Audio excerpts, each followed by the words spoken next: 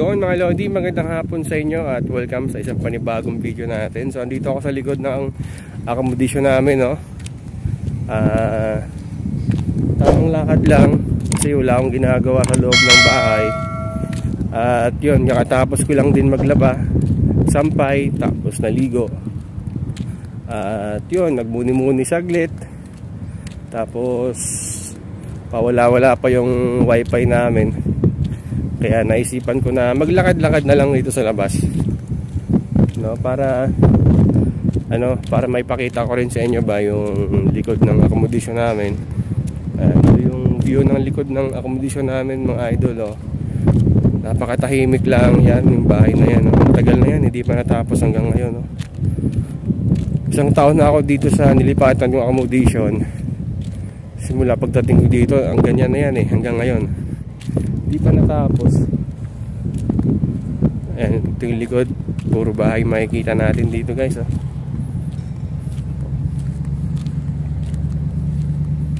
Tapos yan, bakanting lote. Ayan. Tapos dito mayroon tayong makikita na dump truck. Ayan, oh. Kasi may ginagawa dyan. Ginagawa nila yung kalsada. Parang Ilalagay sila ng tubo sa ilalim ba? Siguro sa sa tubig siguro. Dahil may baon tayong tubig. Buti nga ngayon hindi na ganong mainit, no? Kaya okay na rin maglakad-lakad mga ganitong oras kasi kumpara ng mga nakaraang linggo kasi sobrang init kahit hapon na. Napaka-init, malinsangan, kahit may hangin, mainit yung hangin. Kaya hindi kami lumalabas.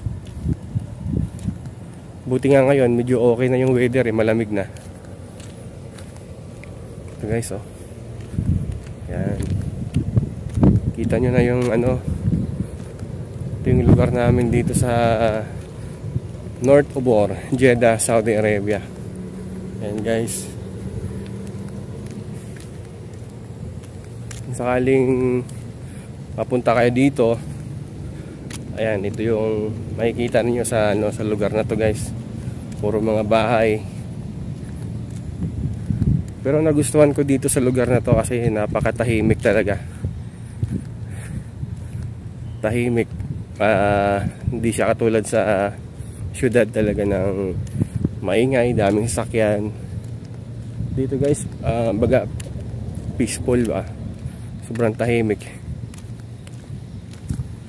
Yun nga lang, malayo yung mga dito, mga establishment, katulad ng mga mall. Kung gusto mong gumala sa mall, malayo. Hindi katulad sa pag nasa syudad ka, malapit sa lahat.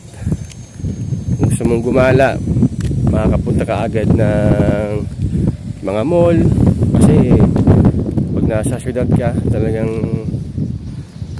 gusto mong pumunta sa mall, makakapunta ka kasi napakalapit lang. Kasi magkakalapit lang yung mga mall sa syudad, sa Jeddah mismo.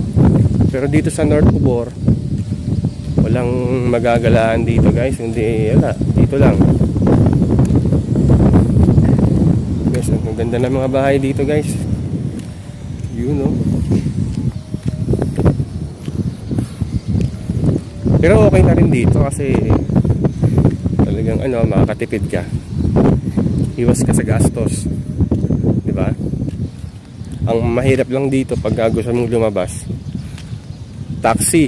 Yun ang mahirap dito, guys. Kasi nga bibihira lang yung taxi dito. Kung gusto mong gumala, pumunta ng syudad, kailangan mo pang kailangan mong mag-upload ng application sa Uber o di kaya ba yung sa Careem para doon ka ng sasakyan sa online. Kasi malayo na to sa syudad, guys, Siguro nasa 35 o 40 minutes yung biyahe pag pupunta kami sa mismong syudad ng Jeddah. Ganun kalayo. Kaya pagka day off namin, wala, dito lang kami sa bahay. Minsan nasa labas lang, tambay-tambay, kasi wala kami ibang magagalaan eh. Walang mall dito, walang mall dito. Yung mga tawag dito, yung mga inano nila na mga center point, yung mga malalaking supermarket, mga Danube, Lulu, ano ba yung iba, Panda. May Panda dito pero malayo-layo lang dito sa accommodation namin, masahe ka pa. Kaya pagka day off, wala, dito lang kami sa sa bahay. Nakalabas lang tayo ngayon kasi nga medyo okay na yung panahon, medyo malamig na. Yung nakarang araw talaga, grabe, sobrang init dito. Kaya hindi kami lumalabas. Yes, dito na tayo sa pinaka-highway, no? Pinaka-highway, guys.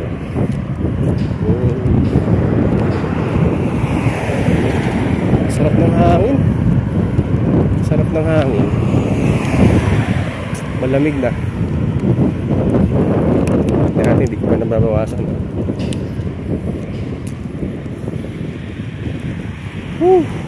Yan. Dito kayo mapunta, guys. Hindi makikita nyo.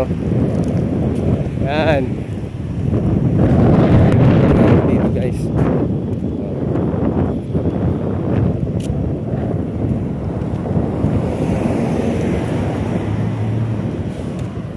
Magbabike sana ako, kaso yung gulong naman ng bike ko butas. Bira, butas na naman. Tinignan ko yung gulong ko, mayroong maliit na wire na nakatusok. Balak ko sanang magbabike ngayon eh. Kaya ito, naglalakad-lakad na lang tayo. Yan guys, hindi tayo sa highway ngayon, oh. Yan.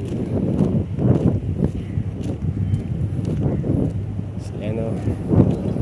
Pabalik na tayo sa bahay. Umikot lang ako. Pinakita ko lang sa inyo yung namin, likod na accommodation. So ayun, dito na tayo sa harap ng accommodation namin, oh. Yun, dito tayo sa loob ng tindahan ngayon. Dito na to sa harap ng accommodation namin. Dito kami bumibili ng mga kailangan namin. Bibili lang tayo ng makakain dito, guys. Yan, oh. Yung mga bigas nila dito, guys, oh.